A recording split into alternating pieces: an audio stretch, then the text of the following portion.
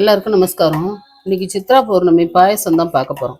இந்த பாருங்க, ஒரு 3/4 லிட்டர் பால் வச்சு அதை 1/4 லிட்டராக குறுக்கியிருக்கேன். பசும்பால். இது பாருங்க, இது வந்து மக்கன்னா இப்படி தான் நமக்கு வந்து பேக்கெட்டில் வரும். அதை நெய்யை குத்தி இந்த மாதிரி வறுத்துருக்கேன். இது பாருங்க, இது நொறுக்கினா நொறுங்கிரும். இது பாருங்க, நொறுக்கினா நொறுங்கும். அந்த அளவுக்கு இதை வறுத்துக்கணும். வறுத்துட்டு அதை இது பாருங்க, இந்த மாதிரி கையாலேயே நசுக்கி ஒரு 2 புடி, 1/4 லிட்டருக்கு 2 புடி அதை அப்படி நொறுக்கி வச்சுருக்கேன். இது பெரிய கல்கண்டு பொடி. இது சர்க்கரை ரொம்ப வாங்காது.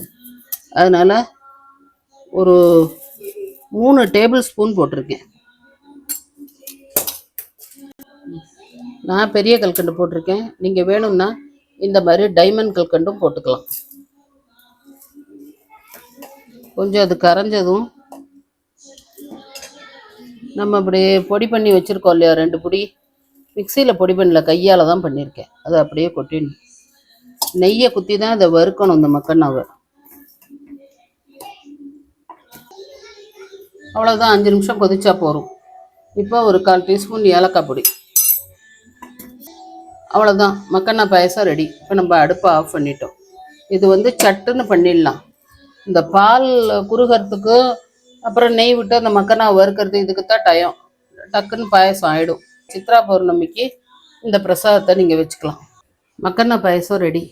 இதுக்கு அந்த முந்திரி பருப்பு, பாதாம் பருப்பு அதெல்லாம் போடக்கூடாதான். இதை இப்படியே தான் சாப்பிடணுமா.